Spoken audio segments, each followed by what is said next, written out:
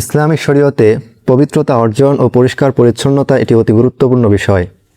পবিত্রতা অর্জন করা মুসলিম জীবনের একটি অবিচ্ছেদ্য অংশ।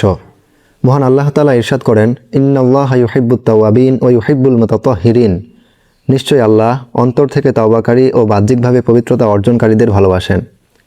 রাসূলুল্লাহ সাল্লাল্লাহু আলাইহি ওয়াসাল্লাম বলেন, আত-তুহুরু শাতরুল ঈমান। পবিত্রতা ঈমানের অর্ধেক।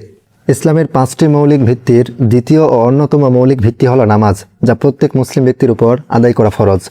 এই গুরুত্বপূর্ণ ফরজ ইবাদত পবিত্রতা অর্জন ছাড়া কবুল হয় না। রাসূলুল্লাহ সাল্লাল্লাহু আলাইহি ওয়াসাল্লাম বলেন, লা তুকবালু সালাতুম বিগাইরি তুহুর ওয়ালা সাদাকাতুম মিন গুলুল। পবিত্রতা অর্জন ব্যতীত নামাজ কবুল হয় না এবং হারাম মালের যাকাত কবুল হয় না। মহানবী সাল্লাল্লাহু আলাইহি ওয়াসাল্লামের পাক পবিত্রতা ও পরিষ্কার পরিচ্ছন্নতা অর্জনের শিষ্টাচার কেমন ছিল তা হাদিসের গ্রন্থসমূহে স্পষ্টভাবে বর্ণিত হয়েছে। প্রত্যেক মুসলমানের জন্য পবিত্রতা অর্জন করা জরুরি, কারণ পবিত্রতা অর্জন করা সকল ইবাদতের আবশ্যিক পূর্বশর্ত। আর এই পবিত্রতা দুই প্রকার: 1. অভ্যন্তরীণ পবিত্রতা, 2. বাহ্যিক বা দৈহিক পবিত্রতা। অভ্যন্তরীণ পবিত্রতা বলতে যাবতীয় শিরকি আকীদা, রিয়া, নিফাক, হিংসা, অহংকার, কৃপণতা, শত্রুতা, ঘৃণা, আত্মবিদ্বেষ, আত্ম অহংকার প্রভৃতি থেকে হৃদয়কে পবিত্র রাখা এবং আল্লাহর ভালোবাসার ঊর্ধ্বে অন্যের ভালোবাসাকে হৃদয়ে স্থান না দেওয়া। আর দৈহিক পবিত্রতা বলতে শরঈ পদ্ধতি অনুযায়ী অজু, গোসল ও তায়াম্মুমের মাধ্যমে শরীর, পোশাক ও স্থানের পবিত্রতাকে বোঝায়। দৈহিক পবিত্রতা অর্জনের মাধ্যমে যেমন মানসিক প্রশান্তি লাভ করা যায়, তেমনি অভিশপ্ত শয়তানের খারাপ প্ররোচনা থেকে মুক্ত হয়ে আল্লাহর ইবাদতে মশগুল থাকা যায়। পবিত্রতা অর্জনের উপায়: আমরা দুইভাবে পবিত্রতা অর্জন করতে পারি। 1. অজুর মাধ্যমে, 2. গোসলের মাধ্যমে। মানুষ সাধারণত ইবাদত বন্দেগী তথা নামাজ, কোরআন তেলাওয়াত ইত্যাদি ইবাদত করার জন্য সবসময় অজুর মাধ্যমে পবিত্রতা অর্জন করে থাকে। আমরা ইতিপূর্বে অজুর বিস্তারিত আলোচনা করেছি। আজকের মজলিসে আমরা গোসল, যা পবিত্রতা অর্জনের অন্যতম বড় মাধ্যম, সে বিষয়ে আলোচনা করব ইনশাআল্লাহ। প্রথমে আলোচনা করব গোসলের ফরজ নিয়ে। গোসলের ফরজ 3টি। 1. কুলি করা। কুলি করার অর্থ হলো মুখে পানি নিয়ে তা ভালো করে ঘুরিয়ে সম্পূর্ণ ভিজিয়ে দেওয়া।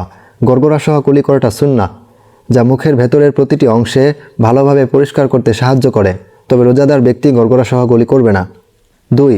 নাকে পানি দেওয়া। নাকে পানি দেওয়ার সময় শুধু পানি দিলে হবে না, বরং নাকের নরম অংশ পর্যন্ত পানি টেনে নিতে হবে, যেন ভেতরটাও ভালোভাবে ধুয়ে যায়। 3. সমস্ত শরীর ধৌত করা। ধৌত করার অর্থ হলো মাথার চুল থেকে শুরু করে পায়ের নখ পর্যন্ত শরীরের প্রতিটি অঙ্গ ও ভাঁজে, যেমন কান, বগল, নাভি ইত্যাদিতে পানি পৌঁছানো বাধ্যতামূলক। সুন্নাহ মোতাবেক গোসল করার নিয়ম: 1. নিয়ত করা। গোসল শুরু করার আগে মনে মনে পবিত্রতা অর্জনের নিয়ত করা। আমরা গোসলের জন্য এভাবেও নিয়ত করতে পারি, যেমন আমি নাপাকি থেকে পবিত্র হওয়ার জন্য গোসল করছি। 2. বিসমিল্লাহ বলা। গোসল শুরু করার সময় মুখে বা মনে মনে বিসমিল্লাহ বা বিসমিল্লাহির রহমানির রহিম পড়া। 3. হাত ধোয়া। কোনো পাত্রে হাত ধোয়ানোর আগে বা গোসলের শুরুতেই 2 হাতের কবজি পর্যন্ত ভালোভাবে 3 বার ধুয়ে নেওয়া।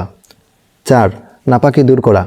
শরীরের কোথাও কোনো দৃশ্যমান নাপাকি লেগে থাকলে তা প্রথমে ধুয়ে পরিষ্কার করা। 5. লজ্জাস্থান ধোয়া।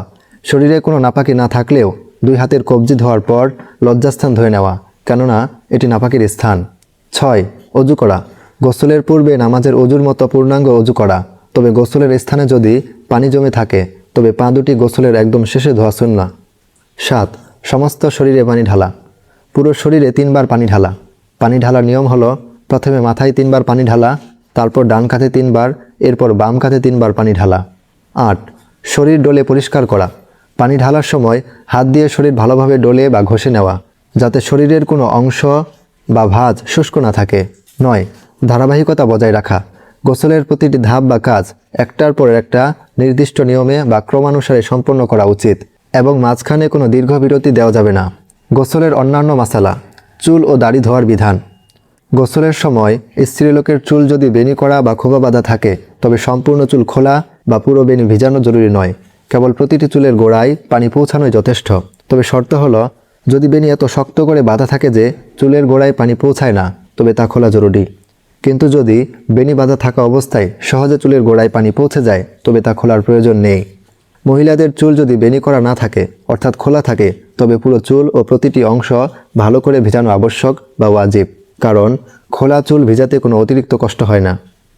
পুরুষদের মাথার চুল বেনি বা খোপা করা থাকলেও ফরজ গোসলের সময় তা অবশ্যই খুলে পুরো চুল ভিজাতে হবে, পুরুষদের জন্য বেনি না খুলে শুধু চুলের গোড়ায় পানি পৌঁছানো যথেষ্ট নয়।